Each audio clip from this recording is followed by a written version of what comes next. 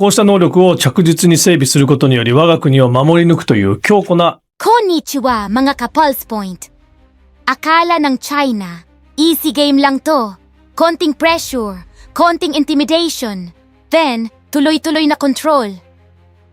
Pero this time, may nangyaring ibang level.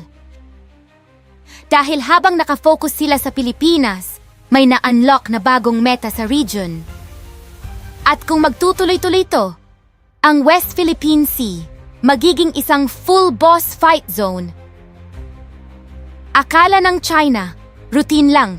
Same playbook, harassment, coast guard, pressure, paulit-ulit. Parang grinding lang sa low-level enemies. Pero this time, may ginawa ang Pilipinas na mukhang maliit. Pero sobrang delikado. Renaming. Oo, simpleng pagpapalit ng pangalan. More than 100 features sa Kalayaan Island Group. Pero sa geopolitics, hindi to simpleng rename, ito ay claim. Parang nagplant ka ng flag sa territory ng kalaban, at automatic, magre-react yan. At nag-react nga ang China, hindi pa missiles, pero mas nakakatakot. Nagbigay sila ng warning, gagawa daw sila ng necessary measures. Iyon ang tinatawag na final boss dialogue. You dare defy me? Alam nyo na yan. You challenge me, mortal? A god of Olympus? Pag narinig nyo yan sa geopolitics, parang may nakalock on a skill, ready na gamitin anytime. Pero eto ang twist. Habang busy ang China sa Pilipinas, may ibang player na tahimik lang, pero nagle-level up.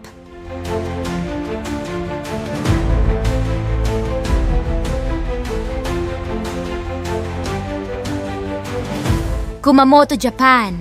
Isang maliit na lalawigan sa timog ng Japan. Hindi sikat. Hindi uso sa balita. Habang lahat nakatingin sa West Philippine Sea, biglang nag-deploy ng long-range missiles. Hindi to normal weapons. Range? 1,000 kilometers. At kung titingnan mo ang mapa, Shanghai, ang puso ng kapangyarihan ng China, ay eksaktong 1,000 kilometers mula sa Kumamoto. Hindi ito accident. Ito ay isang mensahe. Ibig sabihin, kayang-kaya nilang tamaan ang loob ng China. Yes, from Japan, abot hanggang mainland China. Parang biglang may sniper sa kabilang side ng map.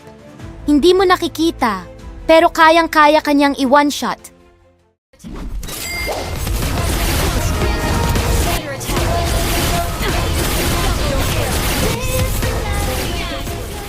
At hindi pa dyan nagtatapos. Nag-deploy pa sila ng hyper-velocity weapon. Sobrang bilis, halos hindi mo ma-counter. Parang skill na may zero cooldown. So ngayon, iba na ang laban. Hindi na to PH versus China lang. Multiplayer na to. Frontline, Pilipinas. Long-range DPS, Japan. Backup potential allies. At ang China, medyo napapalibutan na. Pero teka, ito yung part na hindi napapansin ng karamihan. Yung renaming move ng Pilipinas, hindi yan main attack. Patibong lang yan. Habang nag-iingay ang lahat tungkol sa pangalan, unti-unting nag-shift ang buong region. Japan, nagbabuff. Philippines, nag-hold position. Allies, nag-o-observe. At ang China, napipilitang mag-react. At sa strategy games, delikado yan. Kasi kapag ikaw ang laging nagre-react, ikaw ang nauubusan ng options. Ngayon, isipin nyo to. Hindi lang Pilipinas ang problema ng China. May Taiwan, may Japan, may South China Sea. Parang sabay-sabay kang inaatake sa iba't ibang lane. At kahit gaano ka kalakas, kapag overextended ka, doon ka natatalo.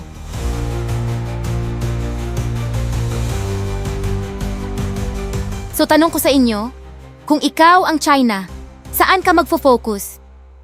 Taiwan? Pilipinas? Japan? Hindi mo pwedeng i-max out lahat. At kapag nagkamali ka ng decision, game over. At eto pa ang mas malupit. Hindi kailangan ng Pilipinas manalo agad, hindi nila kailangan i-one-shot ang China. Ang kailangan lang nila, mag-defense, mag-delay, magpatagal ng laban. Parang tank build lang, hindi flashy, pero sobrang hirap patayin.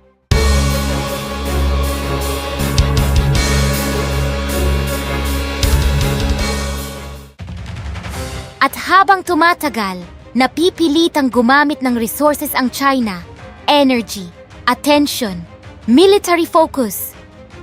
At bawat galaw nila, lalo lang nilang binibigyan ng dahilan ng ibang bansa na magpalakas. So ironically, habang sinusubukan nilang kontrolin ang region, mas lalo nilang binabuff ang kalaban. Ngayon, zoom out tayo. Hindi na to tungkol sa islands, hindi lang tungkol sa territory. Ito ay tungkol sa control, trade routes, military dominance, future power balance. At dahan-dahan, isang simpleng move lang ng Pilipinas ang nag-trigger ng malaking shift. Japan armed, China pressured, region unstable. At ang West Philippine Sea, unti-unti nang nagiging high-stakes arena. Pero huwag kayong kampante kasi hindi pa natatapos ang laban. Ang tunay na tanong, mag-e-escalate ba ang China? O maghihintay sila ng perfect timing? Kasi kapag nagkamali sila, hindi na to magiging regional conflict lang. Magiging endgame. At sa endgame, wala nang reset.